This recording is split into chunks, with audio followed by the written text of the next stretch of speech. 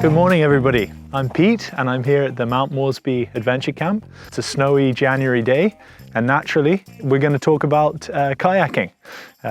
So I'm going to give you a brief introduction to the kayak, the boat, the equipment you need, some pointers to be safe out on the water, and also some tips and tricks to get you started with paddling technique, how to get into the kayak and how to get out of the kayak. We're going to do all of it on dry land and then later on we're going to go and launch a kayak. So we're going to go over a couple of techniques to get into your boat. So when you launch your kayak, to protect it, to prevent any damage, we're going to team up with a friend and either walk or slide the boat out into so that it's floating. You can slide it on a nice gravel or sand beach, but if it's rocky, it's better to get a friend to help you carry it into the water. So once it's floating, we can do what's called the West Coast bum drop. So the kayak is at its most stable once you're sat in it and once you've got a nice low center of gravity.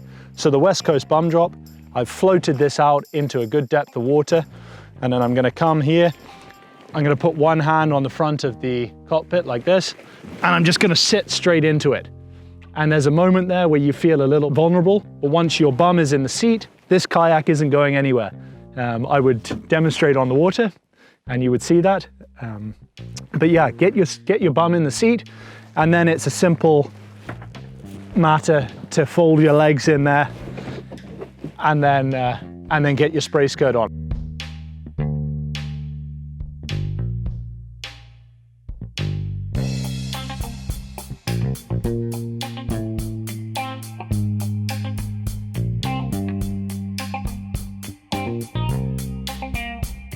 The other technique, the other way you can do this is to use your paddle for a bit of support. So again, the boat should be out floating, not sat on the seafloor or the beach.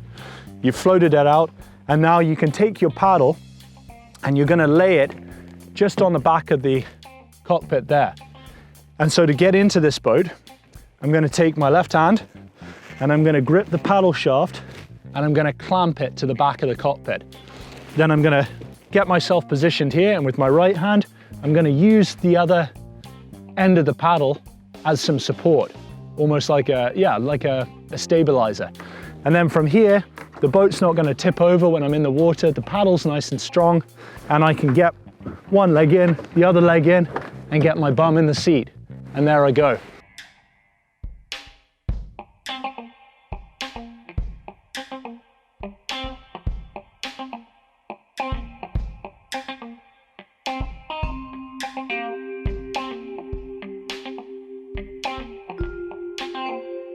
And from here, I'm now going to talk about what we mentioned the spray skirt earlier.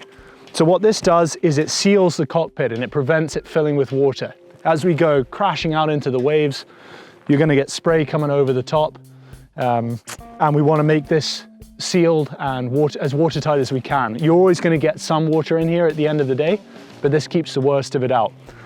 So to get your spray skirt on, you work from the back to the front. It can sometimes be helpful to have a friend get you started on the back here, but you can do it yourself. You'll develop the knack. So we're going to find this. We got this hard cockpit. This is referred to as the coaming.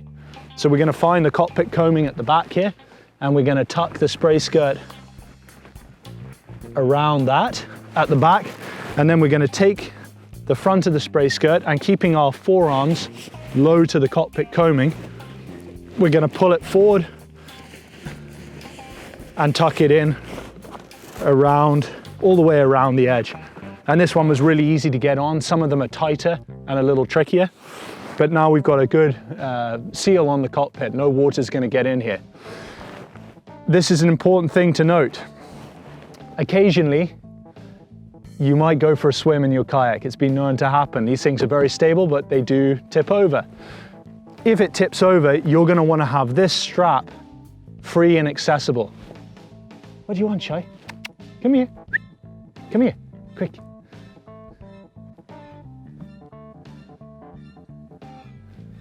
She wants to be in the shot. So, once in a while these things do tip over and you need to have this strap free and accessible so that if it does, you can pull it, free yourself from your cockpit and do what's referred to as a wet exit. In time, as your skills develop, you might not need to do a wet exit. You might have a roll that you can right yourself with, but that comes with a bit of time and it's a tricky skill to master. So we refer to this as the holy crap strap, because as you go over, you say holy crap, and then you pull the strap.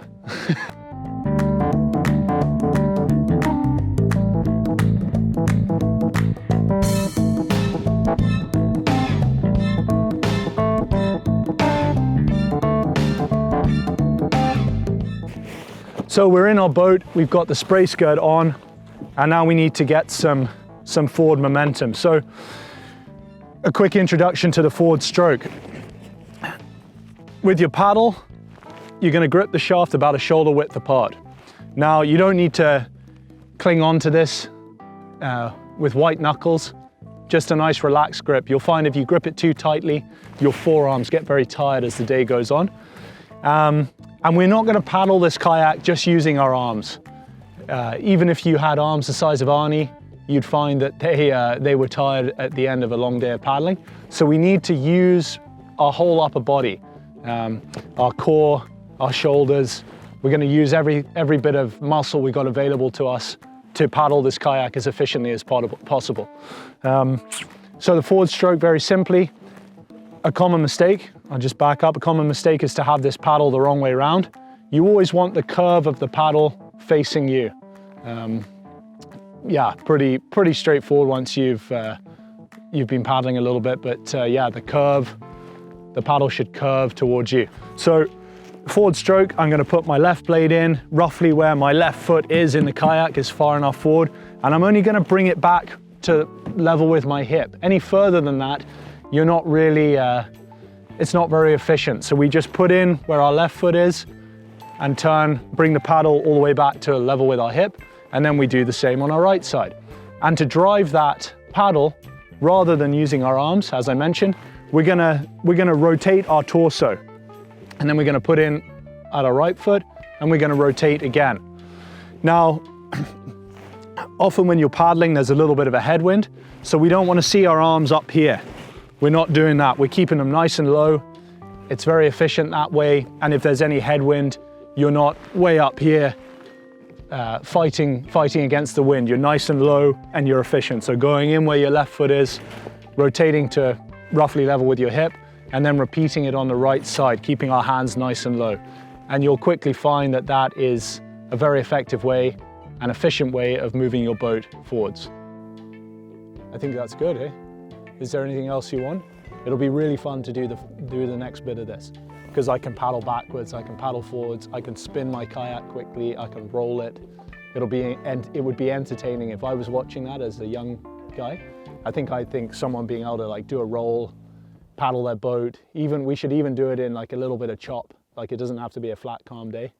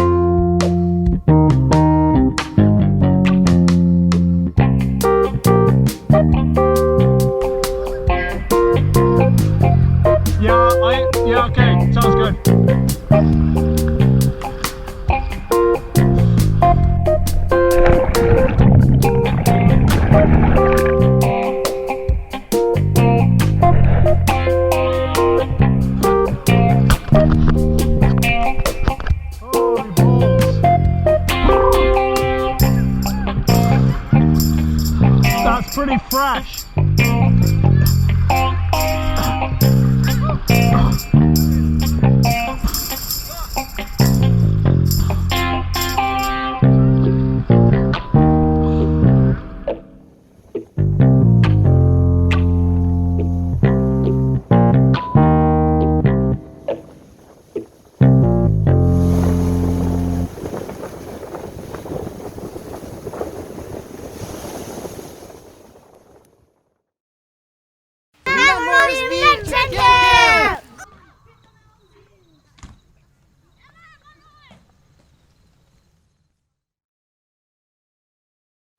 And it's a contest. Not that we're competitive. No, exactly.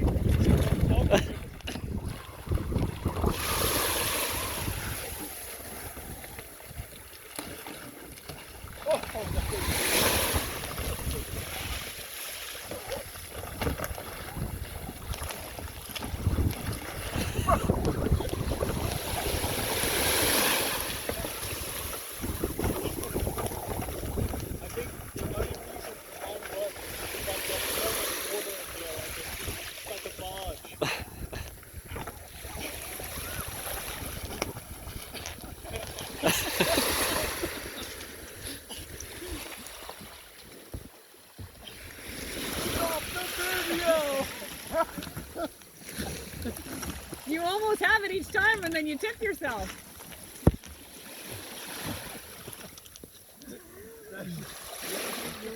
Your thing has too much. Maybe yours.